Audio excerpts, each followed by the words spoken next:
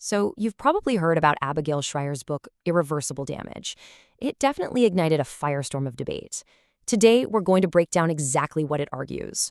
We're going to walk through its central claims step by step to really get a handle on the theory that's at the heart of all that controversy. All right, here's how we're going to break it down. First, we'll look at what the book calls a new phenomenon. Then, we'll get into the online influence and what's supposedly happening in classrooms. After that, we'll tackle the affirmative model of care. And finally, we'll put it all together to understand the book's big, controversial thesis. Okay, so first up, a new phenomenon. The whole book really kicks off with this central puzzle, a major, and according to the author, very sudden shift in demographics. So this quote right here, this is really the foundation of the whole argument. The book claims that until very recently, gender dysphoria, that feeling of severe discomfort in one's biological sex, was, in its words, vanishingly rare. So the big question the author tries to answer is, well, what changed and why so fast? And this slide really spells out that shift the book is talking about. On the one hand, you have the then picture. The book says, historically, gender dysphoria was super rare, less than 0.01% of the population, and it was mostly seen in little boys. But now, the author claims, you're seeing whole groups of teenage friends, all girls, announcing they're transgender, often without any kind of history of feeling that way before. So if this shift is happening, what's causing it? Well, according to the book, a huge piece of the puzzle is the online world.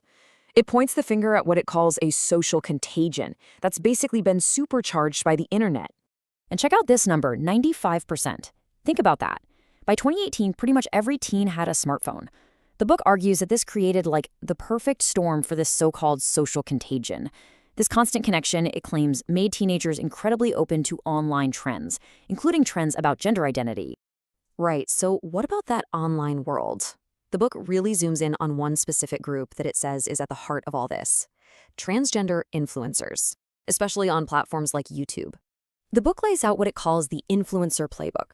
The argument is that these creators offer this really compelling package for teens. You've got humor, you've got advice, but Schreier claims they also downplay the side effects of medical transition and even coach followers on how to talk to doctors, by suggesting they invent stories of childhood dysphoria. They also supposedly encourage kids to find a new glitter family if their parents aren't on board, and frame transition as this urgent, life-saving fix for any unhappiness. And to really drive this point home, the author makes a pretty intense comparison. The book draws a direct line between these trans influencer communities and the pro-ana websites from back in the day, the ones that promoted anorexia as a lifestyle. The argument is that, in both cases, you have an online community that takes a serious condition and, reframes it as a desirable identity, creating this powerful in-group dynamic. Okay, so from the online world, the book's argument moves into a physical one, the classroom. It claims schools themselves are another huge part of the story. Now, this quote gets at a really core part of the book's critique of schools. It's a bit of a head-scratcher at first, right? But the argument goes like this. By teaching about all these different gender identities, which are sometimes tied to classic stereotypes, liking boy things or girl things, the curricula actually end up reinforcing those stereotypes. So a girl who, say, isn't into traditionally girly things might start to think, maybe I'm not a girl at all. And it's not just about the curriculum, according to the book. It also argues that for some teenagers, identifying under the LGBT umbrella becomes a way to gain social status. It's about finding your tribe, right? A community where you feel like you belong, a group that's seen as special and accepting. The book suggests that for some, this social pull can be more powerful than any deep-seated feeling of dysphoria. All right, so we've covered the social side of things. Now the book turns its attention to the doctors and therapists. It really digs into the medical and therapeutic response when a teenager says they're trans. The main target of the book's critique is what it calls affirmative therapy. As the book presents it, this is a model where a therapist's job is to, affirm a kid's stated gender identity. The author's concern is that this approach can lead to social and medical transition without first digging into other things that might be going on. Things like anxiety, depression, or even past trauma. Wow. Okay, so to really hammer home its critique, the book uses this incredibly stark quote from a plastic surgeon.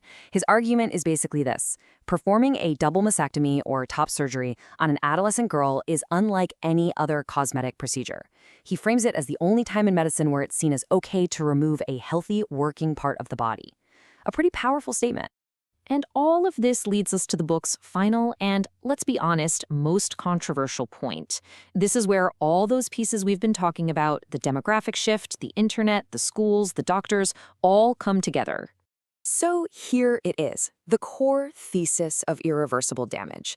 The author argues that this huge spike we're seeing in teenage girls identifying as trans isn't some organic phenomenon. Instead, the book claims, it's a social contagion. And that's where the title comes from. The book's central fear is that the social trend is pushing girls towards medical treatments that have, you guessed it, irreversible consequences. So that's the argument in a nutshell. And it leaves us with a pretty big question to think about. Look, no matter what you think of the book's thesis, whether you agree with it or not, it definitely shines a light on the really intense challenges that teenagers are dealing with today. We're talking about the pressure of living online, that constant search for who you are, and just trying to find a place to belong in a world that feels like it's changing by the second.